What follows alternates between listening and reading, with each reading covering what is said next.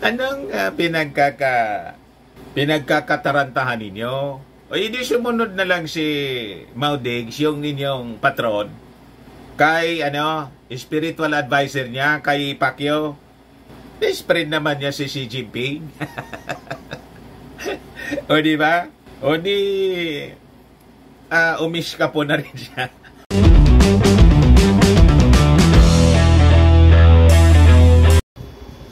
Bumanat na naman mga kababayan si Harimao. Bakit nandiyan Mr. Maravillas? Ayan po, mga kababayan, binanatan yung ating Pangulong Bongbong Marcos. Inaakusa niya na wala daw isang salita. Pero gusto niyang humingi ng tulong sa ating Pangulong Bongbong Marcos versus ICC. Talaga niya, Mr. Maravillas, itong mga kampo ni Maudigs, mga spoiled brat. Saan ka nakakita niyan? Gusto mong humingi ng tulong? Humihingi ka ng pabor. Pero yung hinihingan mo ng pabor, binabanatan mo. O di ba? Kung hindi kayo santambak na mga abnormal, anong tingin ninyo sa ating Pangulong Bongbong Marcos? At anong ang tingin ninyo sa inyong sarili? Mga espesyal ba kayong mga nilalang dito sa mundo para pagbigyan ng ating Pangulong Bongbong Marcos na habang nilalait ninyo, binibira ninyo, sinisiraan ninyo, lalo na ng inyong patron, bibigyan pa rin kayo ng pabor? Ano kayo, siniswerte? Kaya po, walang isang salita, Harry Roque Islams Marcos, flip-flopping, but wants help versus ICC. Talaga niya, Mr. Maravillas. Tingin ko, tumira din ito ng Fintanisi. Si Harimao. Kasi, abnormal kong mag-isip. Walang ganyan sa mundo. Wala kayong makikitang tao na normal yung pag-iisip na habang sinisiraan ninyo at walang pakundangang dinudurog araw-araw, bibigyan pa kayo ng pabor. Di ba? Kaya nga tinanggal na yung asawa po ninyo as board member ng Pag-ibig kasi walang pag-ibig sa inyong mga puso. Tapos mga kababayan, sabay dikta sa ating Pangulong Bongbong Marcos. Ayan po, Roque challenges PBBM to formalize stand against ICC. Sino kayo na magdikta sa ating Pangulong Bongbong Marcos? Wala kayo sa posisyon para diktahan yung ating Pangulong Bongbong Marcos. Tama? But before ko mga kababayan ibigay sa inyo yung full story nitong mga kwentong ito, click subscribe muna dito sa ating YouTube channel and hit the notification bell para lagi po kayong updated sa mga kaganapan dito sa ating bansa. Like and share na rin po ninyo ng ating video at huwag na rin po ninyo mga kababayan na skip yung ating mga commercial ads para tuloy-tuloy lang ang pag-unlad ng Bagong Pilipinas. Sa mga naghanap po ng malinis and spacious fitness gym, bumisita lang po kayo sa aming Colossal Fitness Gym.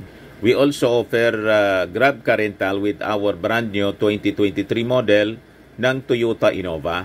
We also accept booking for those who are planning to travel via PAL, Cebu Pacific and other airline companies, local and international. And bills payment for Meralco bills, Aleco bills para sa mga taga rito sa amin, PLDT, etc. Kahit saan po kayo gustong mag-travel, pwede na kayo magpa-booking online dito po sa aming office. Pati sa mga hotels, may Paymaya po kami, may bayad center na rin po dito sa aming office. Ang Colossal Fitness Gym is located at 3rd floor Security Bank Building, Lanco Business Park, Legazpi City, Albay. For inquiries, look for Chilon Maravillas, contact number 0966-802-0949. Yan po yung aming Innova. Lagi na pong matao sa amin. Na-set up na rin yung aming mga bagong gym equipment. May treadmill na rin po kami. Saka ito po yung bago naming product na binibenta, iGlow Serum from South Korea. Negosyo siya ng aking anak na architect, entrepreneur, Riz Maravillas. Tingnan ninyo yung epekto sa kanya before and now. Yung mga inquiries ninyo, dumirikta na lang kayo po sa kanya, Riz Maravillas on FB. Ito naman po, Firmax Firming and Lifting Cream sa mga pains at mga paninigas na mga kaso-kasuan. Mainam po siya. Pahid-pahid lang po sa mga pulses and affected area. Ito naman po, Automax Radiant Serum. Sa mukha naman yung application. Anti-aging po siya. You will look 10 years younger than your age. Sa mga cancer patients naman po, baka lang gusto ninyo itong itry. Name siya Red Mix Fruit Drink. Hindi man po siya gamot, food supplement siya. Kaya lang, gawa siya mga kababayan sa goji berry. Yung goji berry may anti-cancer properties. Yung mga inquiries nyo po, dumiritso na lang kayo sa aming messenger sa Facebook para masagot namin agad. Ayos pa? Ayos na ayosan niya, Mr. Maravillas. Ito yung spoiled mga kababayan na dating spokes ng dating Pangulong Digong na pabalik-balik sa China. Anong pinagkakatarantahan ninyo? O hindi sumunod na lang si Maudigs, yung inyong patron, kay spiritual advisor niya, kay Pacquiao. Friend naman niya si Xi Jinping. O di ba? O di umish ka po na rin siya. Kaysa para mabawas-bawasan po yung problema natin dito sa ating bansa. Tinuruan mo pa niya, Mr. Maravillas. Kahit hindi ko yan turuan, naiisip na nila yun ngayon. Nauna na po si Pacquiao. Ayun, investigasyon pa lang po ng Congress, ng House of Representatives, saka yung Senado. Pero niya, Mr. Maravillas, talagang malakas si Pacquiao. Malakas sa mga senador. Si super ate niya kontra sa Subpena. Si Subiri naman, kung ano-anong palusot, madili lang yung pagpirma. You see, mga kababayan, wala silang paki sa mga biktima. Yun ang nakakalungkot dito sa ating mga politiko. Talaga niya, Mr. Maravillas, kailangan talagang i-abolish na yung Senado. I-post na natin yung People's Initiative. Natutulog lang po yung People's Initiative. Nag-hibernate muna. Pag hindi sila dyan tumino, yung mga mamamayang Filipino na, yung ang magdidesisyon para i-abolish yung Senado. Pero balik muna tayo dito, mga kababayan, sa sinasabi ni Harry Roque. Ito yung sabi ni Harry Roque, mga kababayan. Former presidential spokesperson Harry Roque challenges President Ferdinand Marcos Jr. to formalize his stance against ICC cooperation, highlighting patterns of shifting policies on crucial national issues including bilateral relations in peace talks. Igagaya mo pa yung ating Pangulong Bongbong Marcos. Ina-accuse ninyo walang isang salita. Hindi na kayo nahiya. Yung pinaglilingkuran po ninyo, yung dinidefend ninyong dating Pangulo, siyang walang salita, walang isang salita. Naubos yung administrasyon niya. Lahat ng sinabi hindi man natupad. O di ba? Una, yung war on drugs. Sabi niya 3 months lang. Naubos yung naubos yung 6 na taon. Hindi man natapos. Mga kababayan, sabi hindi tatakbo, tumakbo. Sabi isusulong yung federalismo, hindi man nangyari. Tapos ngayon, kontra sa charter change. Noong panahon, siya yung nagsusulong ng tsatsa para sa federalismo. Ngayon, kontra na siya. Tapos i-accuse ninyo yung ating Pangulong Bongbong Marcos na walang isang salita. Ita-challenge pa ninyo na i-formalize yung kanyang sinabi. Hindi pa kayo ba nakontento doon sa naging payag ng ating Pangulong Bongbong Marcos? May official announcement. Yung Presidential Communications Office tungkol mismo sa naging announcement ng ating Pangulong Bongbong Marcos. Ito siya, Ipa-frame kaya ninyo ito.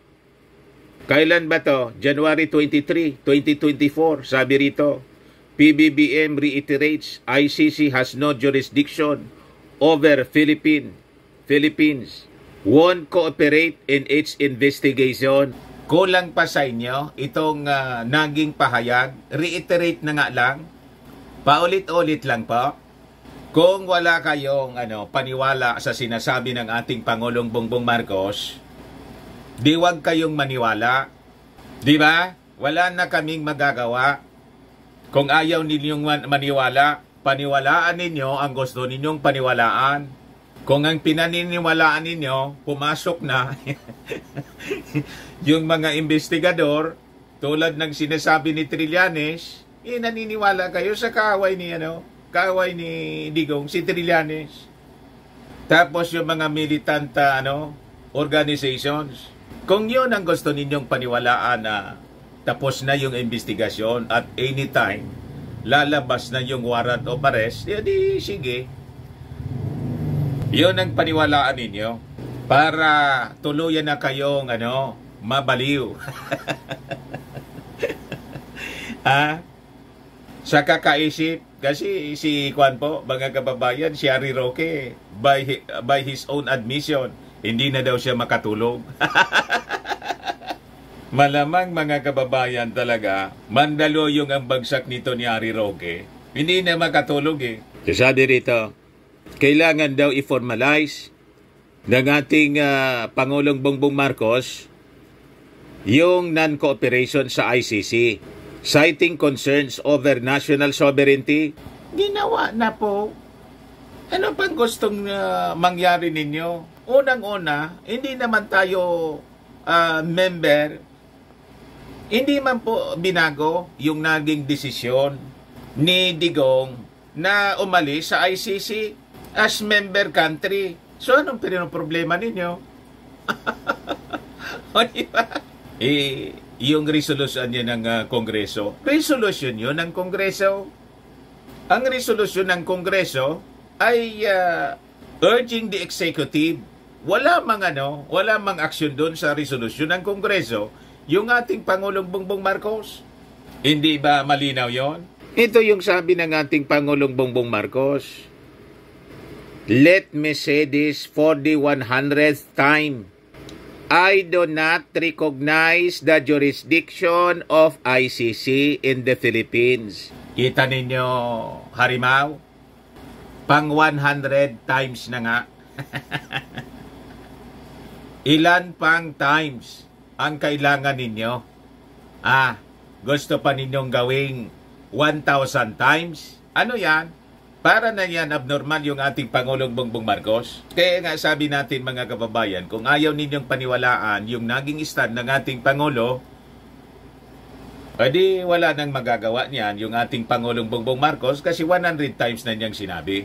Sasabi niya, I consider it as a threat to our sovereignty. The Philippine government will not lift a finger to help any investigation that the ICC conducts.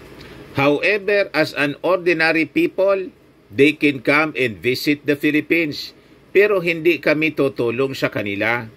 In fact, binabantayan namin sila, making sure that that they do not come into contact with any agency of the government. Pwede silang pumasok as an ordinary citizen kasi wala mang pagbabawal sa kanila to come as an ordinary citizen. Yun niya, Mr. Maravillas, yung kinatatakot ng mga Duterte. Kasi malamang nagtanong-tanong na, pwede silang magtanong-tanong. Pero yung makukuha nilang information sa pagtanong-tanong, hindi man yun official po.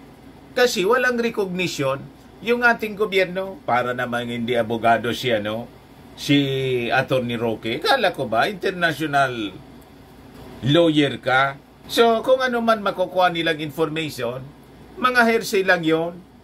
Hindi yun i-recognize ng ating gobyerno kasi nga di man tayo member. Pero anya Mr. Maravillas, kasi yung investigasyon, yung member pa tayo. wala na tayong magagawa doon kasi hindi pa naman presidente noon yung ating Pangulong Bongbong Marcos. Di ba? At yung magdidesisyon yan sila, yung sa ICC. Ang maganda niyan kasi, international lawyer ka naman, Attorney Harry Roque. Sabi nga ng ating mga mamamayang Filipino, kung wala man kayong kasalanan, harapin. Yung mga Marcos nga, tinagtad ng mga kaso, local at international, pati sa New York, kinasuhan, hinarap ni Mrs. Marcos. Never na nagtago yung mga Marcoses. At wala tayong narinig sa kanilang reklamo na tulad ninyo. At pagiging paranoid. Never na humingi ng tulong kasi yung nakaupo, kalaban.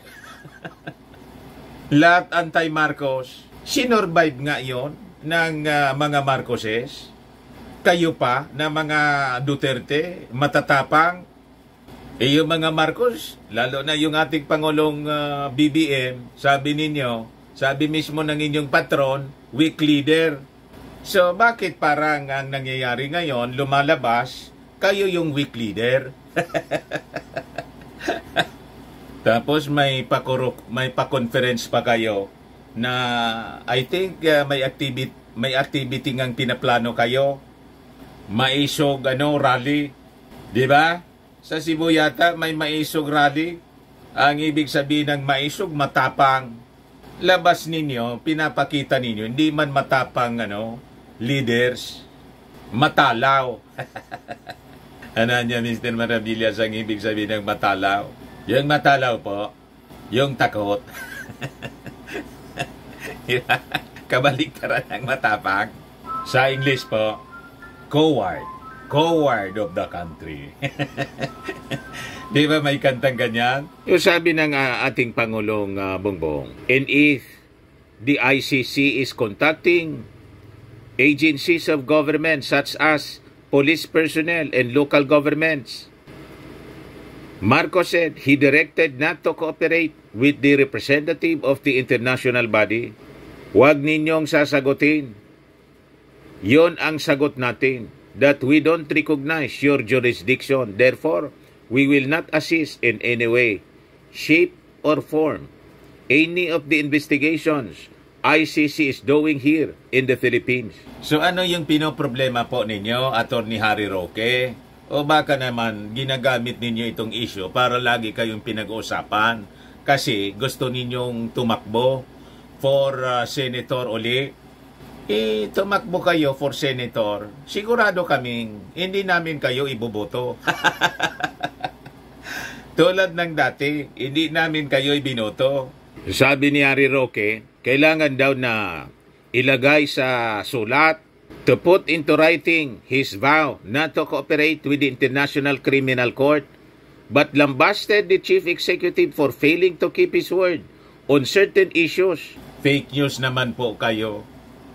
Mga baliktad yung sinasabi ninyo. Ang hindi marunong magtupad sa kanyang salita na hindi mo na matandaan kung ilang beses niyang ginawa, yung patron po ninyong si Maudigs. Walang halaga sa kanya yung salita. Hindi yung ating Pangulong Bongbong Marcos. Yun mismo yung kanyang campaign, slogan. May prinsipyo, may isang salita. Bagong Pilipinas, bagong mukha, may prinsipyo, may isang salita. Yon ang ating Pangulong Bongbong Marcos. Huwag na ninyong itulad sa inyong amo. Yang sinasabi ninyo na walang isang salita, yon yung inyong amo. Kasi ang hilig niya sa double talk, simula't simula, sabi niya, wala siyang ambisyon na magpangulo. In his February 17 column for the Philippine Star, Roque accused Marcos of having a penchant for changing tune on several national issues but claimed he did not wish to insult the President. Yung mga sinasabi po ninyo sa column ninyo, baseless. Yang sinasabi ninyo na having a penchant for changing tune, yan mismo yung amo ninyo. O di ba? Never sa ating Pangulong Bongbong Marcos. Ilig ninyong mag-akusa. Kayo yung guilty sa ganyang mga pag-uugali. Lahat kayo, pati si Inday ganon. Sabi ayaw niya, okay lang yung tanggalan ng confidential funds. Pagkatapos galit. O diba? The issue niya has nothing to do with makismo. It has everything to do with preserving our national sovereignty from foreign intrusion. Wala kayong karapatan magsalita ng ganyan na it has to do with preserving our national sovereignty kasi kayo mismo, yung administrasyon ng amo ninyo, failed sa pag-depensa ng ating sovereignty sa West Philippine Sea. Pinabayaan ninyo. Pinabayaan ng amo ninyo. Ayaw ngang i-recognize yung unclosed decision. Pagkatapos sinabi pang pwede na inyong gawin niya na province kami rito. O diba? Sabihin niyo yan sa pagmumuka ng amo ninyo. Huwag sa ating Pangulong Bongbong Marcos na naninindigan sa sovereignty ng ating bansa. Roque then proceeded to enumerate the issues where Marcos changed his stance, including charter change, cooperation with the ICC, strengthening the bilateral relations between China and the Philippines, and resuming peace talks with the Communist Party of the Philippines. Alin man doon ang binago ng ating Pangulo yung stance? Unang-una sa charter change, hindi man nagsabi yung ating Pangulong Bongbong Marcos na ayaw niya sa Chacha. Di ba? Kailan yun sinabi ng ating Pangulong Bongbong Marcos na ayaw niya sa Chacha? Pangalawa, dito sa cooperation with the ICC, wala mang binabago yung ating Pangulong Bongbong Marcos. Hindi man nakikipag-cooperate. Ayun nga yung binasa natin. 100 times ko anyang sinabi. We will not cooperate. So ano yung binago doon? Yung sinasabi mong strengthening the bilateral relations with China, ganun pa rin yung relasyon natin sa China. Pero hindi natin pwedeng hayaan yung kanilang pagmamalabis tulad ng ginawa ng inyong amo. O diba? Doon nga po sa Mindanao, may project din yung administrasyon ng ating Pangulong Bongbong Marcos. Nakalimutan ko lang kung anong infra project. Ang nanalong kontraktor po, Chinese. O diba? I-post na lang po ninyo kasi hindi ko na makita yung balita. Last week yun, mga kababayan. Ibablog ko sana. So yun po, wala mang personalan sa mga Chinese contractors po, yung ating Pangulong Bongbong Marcos. Huwag lang kamkamin yung ating territory. You see, kahit nga yung lagi tayong inaaway kung anong pinagsasalita sa atin, yung ambassador, pinalayas ba ng ating Pangulong Bongbong Marcos? Di ba hindi? Minimaintain niya yung relasyon. Ayaw niyang lumala. Pero hindi nangangahulugan na pababayaan natin yung pagmamalabis ng mga Chinese sa atin. Ganon, balansyado po yung ating Pangulong Bongbong Marcos. Kaya itong mga akusasyon po ni Harry Roque, baseless po lahat. Tapos ito pong peace talks with the Communist Party of the Philippines. Wala mang sinabi yung ating Pangulong Bongbong Marcos na hindi na makikipag-usap. May sinabi pang ganon. Ang gustong mangyari ng ating Pangulong Bongbong Marcos, maging maayos ang lahat. Yung gustong sumoko sa mga communist, di sumoko sila. Yung lumalaban sa gobyerno through arms, tuloy yung operations ng ating armed forces against the Communist Party of the Philippines armed group, yung mga NPA. So anong pinagpuputok ng botsi ninyo? Sabi po ni Roque sa kanyang kolom, on the issue niya of the ICC, Roque said, it only took Marcos 9 months to backtrack on his previous statement that the Philippine government will not cooperate with the tribunal in its investigation on the alleged human rights abuses committed during the Duterte administration's bloody drug war. Fake news. Binasa pa lang natin yung statement ng ating Pangulong Bongbong. Indeed, the sudden change in the policy direction of this administration is disconcerting. The decision has become controversial too, since former President Rodrigo Duterte and Vice President Sara Duterte have been named respondents in the drug war case. Roque said an executive order formalizing Marcos' vow not to cooperate with the ICC will show his sincerity. Tinuturuan pa ninyo yung ating Pangulong Bongbong Marcos sa dapat na gawin. Sino kayo na magmando sa ating Pangulong Bongbong Marcos? Di ba? Harapin ninyo yung problema ninyo na kayo man lang ang may gawa. Ayan man lang po, mga kababayan, huwag kayong naniniwala doon. Pasikat lang po siya, daldal ng daldal. Kasi po, 1 year na lang, eleksyon na. Kailangan laging litaw yung kanyang pangalan. Nakakala niya, sa pagpasikat niya mga kababayan, magugustuhan siya ng mga mamamayang Pilipino. Lalo po kayong isusumpa. Walang magsiseryoso sa inyo. Kasi lahat ng mga sinasabi ninyo po, walang base. Ayan man lang po mga kababayan. Ako po si Dante Maravillas. Bye-bye. God bless.